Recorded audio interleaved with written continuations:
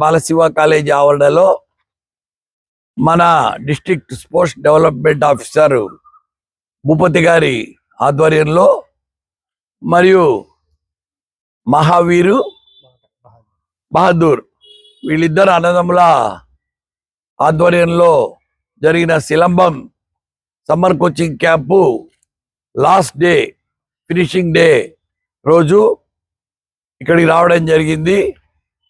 పిల్లలందరికీ ఇక్కడ nutrition supply చేయడం జరిగింది. అరటిపండ్లు, నీళ్లు మరియు వేరుశెనగ చిక్కీలు కూడా ఇవ్వడం జరిగింది. వేరుశెనగ చిక్కీలలో చాలా ప్రోటీన్ ఉంటుంది, ఐరన్ ఉంటుంది, విటమిన్స్ ఉంటాయి. సో ఆ బాడీకి హెల్త్కి ఎంతో మంచివి పిల్లలకు. తర్వాత ఈ పిల్లలు శ్రద్ధగా ప్రాక్టీస్ చేయడం వలన ఈ సిలంబంలో వాళ్ళ గురువులు ఈరోజు వాళ్ళకి సర్టిఫికెట్లు మరియు మెడల్స్ ఇవ్వడం జరిగింది.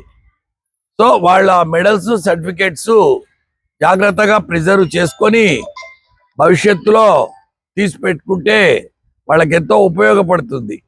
ఎందుకంటే ఇప్పుడు స్పోర్ట్స్ కోటా రిజర్వేషన్ కూడా రోజు రోజుకు పెరుగుతున్నది. స్పోర్ట్స్లో ఉన్న చామ్ వాళ్ళు ఎక్కడ ఇదే ఫీల్డ్లో లేదు. ఓవర్ నైట్ సెన్సేషన్ అయిపోతారు. ఇప్పుడు క్రికెట్లో వైభవ్ సూర్యవంశీ చూసినాము. అతను 0 నుంచి వచ్చాడు. ఈరోజు 100 కోట్ల ఆస్తి అతనికి. కేవలం నైపుణ్యమే. అక్కడ ఏ రికమెండేషన్లు ఎలాంటివి లేవు. నెపోటిజమ్స్, ఫేవరెటిజం ఏం లేదు. కేవలం ఎవరి దగ్గర నైపుణ్యం ఉంటే, ఎవరు కష్టపడతారో వాళ్ళు స్పోర్ట్స్లో రాణించవచ్చు. అదేవిధంగా వీళ్ళు సిలంబం ప్రాక్టీస్ చేయడం వల్ల వీళ్ళకు దేహదారుఢ్యము చాలా ఇంప్రూవ్ అవుతుంది. ఫిజికల్ బాడీ స్ట్రేచర్ కూడా. తర్వాత concentration, mental agility, mental soundness improve అవుతాయి. వీళ్ళు ఈ క్రమశిక్షణ వలన జీవితంలో కూడా బెటర్ సిటిజన్స్ ఆఫ్ ఇండియా అవ్వాలని నేను కోరుకుంటున్నాను. సో ఈ పిల్లలను ఎంకరేజ్ చేసే భాగంగానే ఈరోజు ఇక్కడికి రావడం జరిగింది. వాళ్ళు సక్సెస్ఫుల్గా summer coaching camp sports authority ఆధ్వర్యంలో మన భూపతి గారి నీడలో వాళ్ళు జరుపుకున్నందుకు కూడా నేను వాళ్ళని అభినందిస్తున్నాను.